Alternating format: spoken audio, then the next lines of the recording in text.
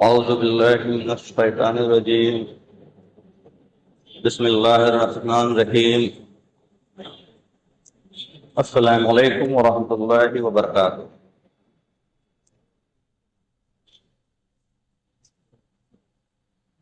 Actually میرا خطاب کرنے کا جو آج مقصد ہے، ایکچولی میں کوئی پروفیشنل خطیب نہیں ہوں، اور بیچ بیچ میں آپ کے بیچ آتا ہوں کہ کچھ ایسے میسیجز کو رکھا جائے جو ہو سکتا ہے کہ آپ کے بیچ میں وہ نہ آیا ہے.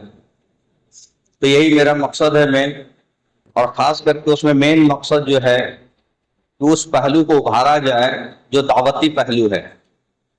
چونکہ یہ ہر مسلمان کا ایک بائی ڈیفالٹ پراپرٹیز ہونا چاہیے کہ وہ برائی اگر دیکھے تو اس کے اندر کراہیت پیدا ہو، نفرت پیدا ہو، اور برائی کو روکنے کی کوشش کرے، منکرات کو روکنے کی کوشش کرے، اور لوگوں کو اچھی بات کی طرف بلائے، اچھی بات کی دعوت دے. یہ کام الحمدللہ میں کئی سالوں سے کر رہا ہوں. آپ میں سے بہت سارے لوگ جانتے ہوں گے کہ ایکچولی میں جاب میں تھا دہلی میں، گڑگاؤں میں، اور ایک بہت بڑی ملٹی نیشنل کمپنی تھی پنج لائٹ انجینئرنگ.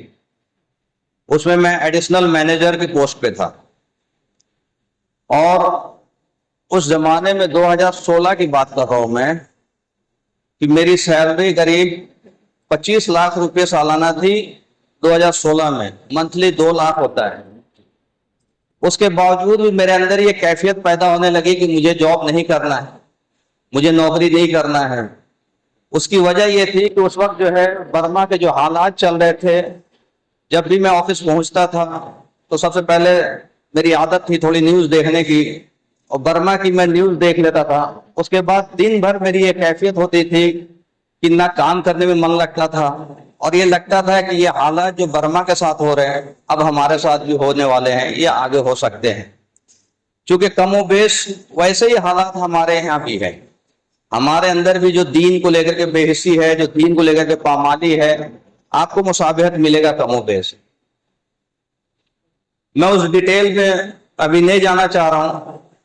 ایکچولی وہاں ریزائن کرنے کے بعد 2018 میں ریزائن کرنے کے بعد میں یہاں رانچی ٹرانسفر ہو گیا، رانچی آ گیا تھا، اور وہاں اپنا کام کرنا شروع کیا تھا.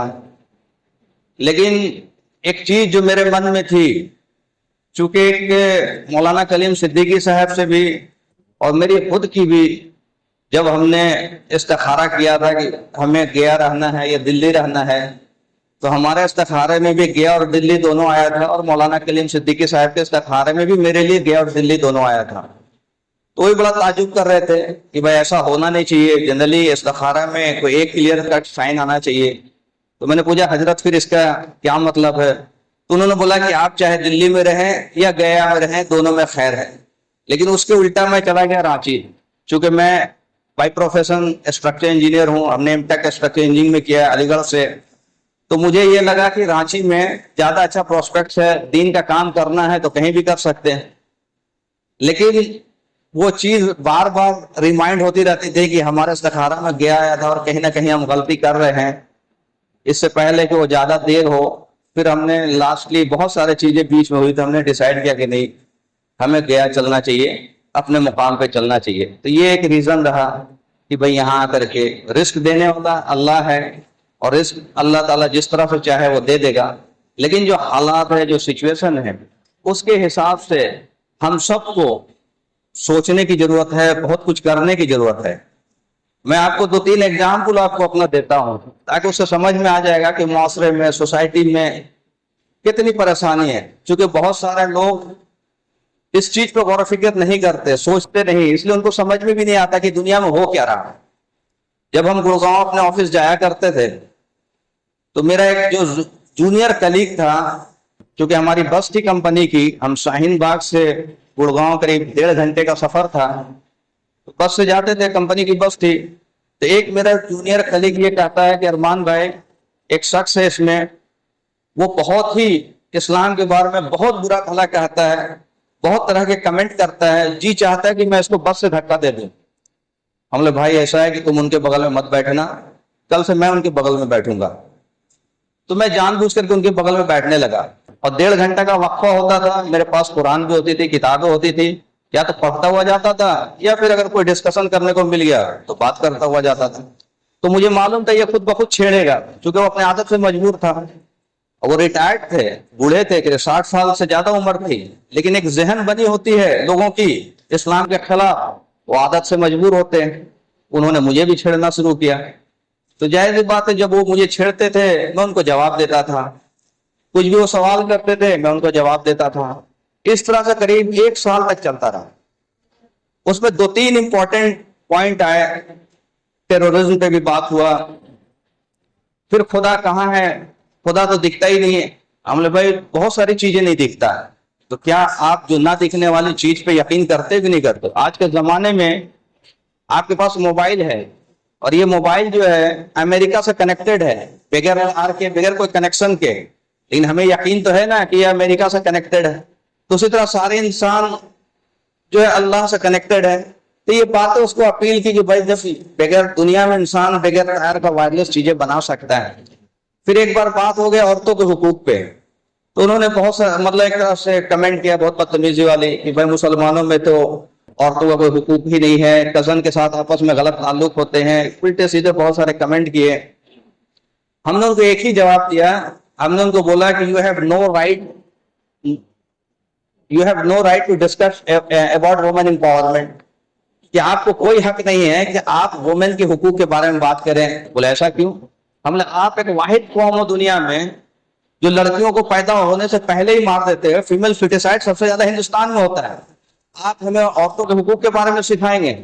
یہ چیز ان کو بہت زیادہ اپیل کی.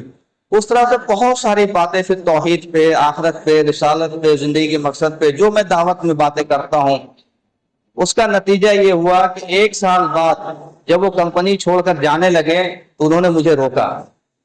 انہوں نے بولا کہ ارمان میں آپ سے کچھ بات کرنا چاہتا ہوں. بولیے سر.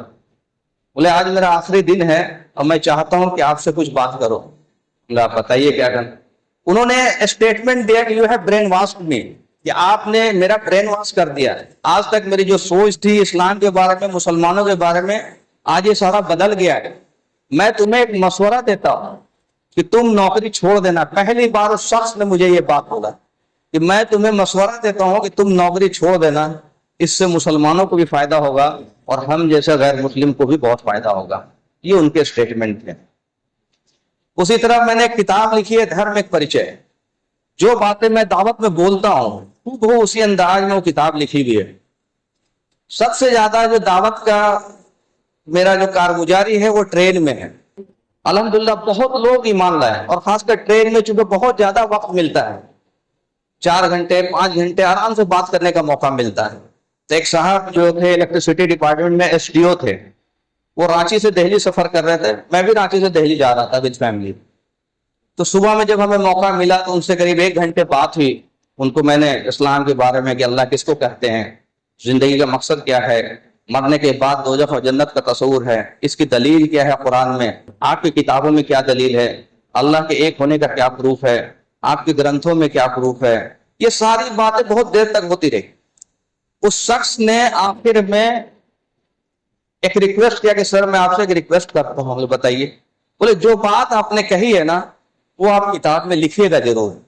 ایک بار نہیں, کم سے کم 10 بار اس نے ریکویسٹ کیا کہ پلیز یہ بات جو آپ نے مجھے بتایا ہے یہ لوگوں کو پتہ لگنا چاہیے اور آپ اس کو لکھیے گا ضرور. تو مجھے لگا کہ بھائی یہ چیز ریکارڈ کرنا چاہیے. پھر میں نے وہ کتاب لکھی. الحمدللہ وہ کتاب آج اتنا پاپولر ہے کہ پورے انڈیا میں قریب, خاص کر کے ہندی بیلٹ میں, ہر جگہ وہ کتاب, جہاں جہاں پہ دعوت کے اسٹال وغیرہ لگتے ہیں, وہ کتابیں بانٹی جا رہی. ایک شخص جو ہے چنئی میں, وہ وائس پریزیڈنٹ ہیں کسی کمپنی کے, مسلمان ہیں. بہت سارے لوگ فطرتاً نیچر میں ہوتا ہے دعوت دینا, تو وہ بھی اپنے کلیگ کو دعوت دے رہے تھے. تو وہ بہت ساری چیزیں وہ نہیں سمجھا پا رہے ہوں گے. جب انہوں نے میرا ویڈیو دیکھا, میرا ایک چینل بھی یوٹیوب پہ انجینئر محمد ارمان رسول کے نام سے, جب انہوں نے میرا ویڈیو دیکھا تو اس میں کتاب کی لنک تھی. انہوں نے اس کتاب کو ڈاؤن لوڈ کر کے اپنے اس ساتھی کو دیا جس کو وہ دعوت دے رہے تھے. الحمدللہ وہ کتاب پڑھ کر کے وہ بندہ کنونس ہو گیا. وہ انسان بہت حیرت میں آ گیا کہ میں اتنے دن سے اس کو سمجھا رہا ہوں, لیکن میں اس کو سمجھا نہیں پایا. یہ کتاب پڑھ کر کے یہ جو ہے کنونس ہو گیا. اس نے مجھے فون کیا چنئی سے, میرا نمبر بھی اس میں. اس نے پہلے تو بہت شکریہ ادا کیا کہ بھائی آپ نے بہت اچھی کتاب لکھی ہے, میں آپ سے ایک پرمیشن چاہتا ہوں. کیا چاہتے ہیں آپ؟ بولے میں اس کتاب کو ساؤتھ انڈین ریجنل لینگویج میں ٹرانسلیٹ کراؤں گا, قریب 7 لینگویج میں. ہم لوگ بالکل کرائیے, یہ تو ہے ہی ہے لوگوں کی بھلائی کے لیے, یہ بہتر ہوگا آپ کرائیے. تو الحمدللہ وہ جو ہے ابھی تک کہاں پہنچا, اس کے بعد بہت دن سے میرا کانٹیکٹ نہیں. اس طرح کئی ایونٹ ہوئے ہیں اس کتاب کو لے کر کے. میں جب رانچی میں تھا تو میں ایک بہت بڑا پروجیکٹ پہ جو بوکارو میں چل رہا ہے ایک سوسائٹی, اس پہ کام کر رہا تھا. سارے بلڈنگ قریب 13 اسٹوری 14 اسٹوری کی تھی. وہ شخص جو آنر ہے, بلڈر ہے, وہ میتھلی برہمن ہے, چندن جھا. تو وہ جب میرے آفس میں آیا تو 3 میٹنگ کے بعد ہم نے اس سے ایک بار بولا کہ سر بہت ساری باتیں ہماری تو کام کی ہو گئی, اگر آپ اجازت دیں تو میں 5 منٹ کچھ اور بھی باتیں کر لوں. تو انہوں نے بولا کیوں نہیں. تو میں نے ان کو ایک کتاب دیا اپنا دھرم ایک پریچے. ہم لوگ آپ کو صرف 1 پیج پڑھنا ہے, اس کی پرستاونا صرف 5 منٹ لگے گا, صرف 1 پیج پڑھنا ہے. تو انہوں نے دونوں پڑھنے لگے, دونوں برہمن ہیں, دونوں پڑھنے لگے. پڑھنے کے بعد ان کا ریئیکشن یہ تھا, وہ غور سے مجھے دیکھنے لگے کہ بھائی صاحب آپ انجینئر ہیں, یہ کیا ہے, یہ کب لکھا آپ نے کتاب ہے. تو پھر ہم نے اور بھی بہت ساری چیزیں بتائی. ان کا یہ اسٹیٹمنٹ تھا کہ آپ کچھ بھی کریے زندگی میں, یہ کام مت چھوڑیے گا, بلکہ اور کتابیں لکھنا پڑے تو آپ کتابیں لکھیے. یہ ان کا اسٹیٹمنٹ ہے. پھر جو جھارکھنڈ کے پریزیڈنٹ ہے ابھی بھاجپا کے, Deepak Prakash, random without appointment ہم ان کے گھر گئے 3 لوگ. تو ان کا گارڈ پوچھا کہ بھائی آپ لوگ کیوں آئے ہیں, دیکھا داڑھی والا ٹوپی والا, کیا چکر ہے. تو ہم نے اسٹریٹ فارورڈ بولا کہ بھائی دیکھو ہم لوگ یہاں سے آئے ہیں, آپ صرف دیپک پرکاش جی کو یہ کہو کہ 3 مسلم آئے ہیں, وہ آپ سے ملنا چاہتے ہیں, اسلام کے بارے میں بات کرنا چاہتے ہیں, تاکہ کوئی کنفیوژن نہ رہے کہ بھائی کس لیے آیا ہے, کوئی چندہ کے لیے آیا, کیا ہے. اسلام کا پیغام لے کر کے آئے. وہ بندہ گیا اندر, بہت بھیڑ لگی ہوئی تھی, ظاہر بات نیتا لوگ ہیں تو ان کے یہاں بھیڑ لگی رہتی ہے, سنڈے کا دن. وہ ودن 5 منٹ آ گیا اور پوچھا بتائیے کیا بات ہے. ہم لوگ سر یہی بات ہے کہ ہم آپ سے کچھ خاص بات کرنا چاہتے ہیں. بولا ٹھیک ہے اندر آئیے. وہ باہر بھی بٹھا سکتے تھے, اپنے خاص چیمبر میں اندر لے کر کے گئے, اور 1 گھنٹہ ہماری بات کو پن ڈراپ سائلنس کو سنتے رہے. ان کا آپ ریئیکشن سنیے. وہ کہتے ہیں کہ بھائی میں بہت خوش ہوں کہ آپ میرے پاس آئے اور مجھے یہ بات بتایا ہے, لیکن میری ایک شکایت ہے کہ میری زندگی مسلمانوں کے بیچ میں گزر گئی, آج تک مجھے کسی نے یہ بات نہیں بتائی. یہ وہ شکایت کر رہا کہ بھائی یہ بات ہمارے لوگوں کو کیوں نہیں بتاتے. میں نے ان کو کچھ کتابیں دی, بولا میں کتابیں ضرور پڑھوں گا. پھر رانچی کے جو ہیڈ ہے RSS کے, ہیڈ ہے کہ نہیں لیکن RSS کے وہ خاص آدمی تھے, ان کے یہاں ان کے گھر میں وتھ اپوائنٹمنٹ ہم لوگ گئے. قریب ہماری 45 منٹ بات ہوئی انہی کے ڈرائنگ روم میں. 45 منٹ ہم ان کو بتا رہے ہیں کہ بھائی اسلام.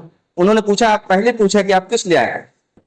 ہم نے بولا کہ ہم اسلام کا پیغام آپ کو اسلام کے بارے میں بتانا چاہتے ہیں. بولے ہمیں پتا ہے اسلام کے بارے میں, آپ ہمیں کیا بتائیں.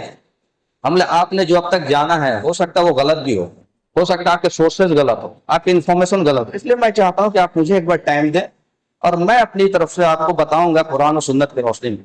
تو انہوں نے بولا ٹھیک ہے بیٹھیے. قریب 45 منٹ پن ڈراپ سائلنس وہ سنتے رہے میری بات.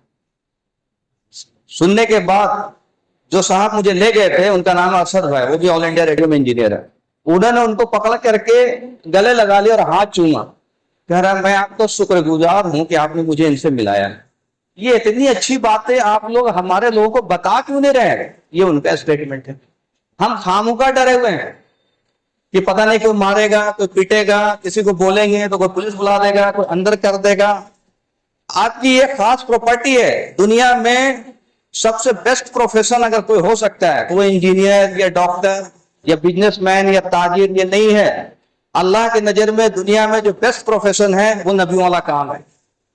اور یہ کام آج کس امت کی, محمد صلی اللہ علیہ وسلم کی امت کی یہ ذمہ داری ہے. ہر مسلمان کی ہے, پوری امت کی ہے, اپنی صلاحیت کے حساب سے, اپنی استطاعت کے حساب سے. یہ اس پہ اللہ کا سب سے بڑا انعام ہے, اور یہ آپ کی پیرلل ذمہ داری ہے. آپ انجینئر ہے تو بھی کرنا پڑے گا, ڈاکٹر ہے تو بھی کرنا پڑے گا, بزنس مین ہے تو بھی کرنا پڑے گا, آپ مزدوری کرتے تو بھی کرنا پڑے گا. اگر آپ مسلمان ہیں تو یہ کام کرنا پڑے گا. اگر یہ کام نہیں کریں گے تو پھر ہم خیر امت میں نہیں ہے. کنتم خیر امت اخرجت للناس تأمرون بالمعروف وتنہون عن المنکر. اور اگر ہم خیر امت میں نہیں ہے تو اس کا الٹا کیا ہو جائے گا, یہ وہ امت ہے جس سے شر پھیلے گا, جس سے برائی پھیلے گی.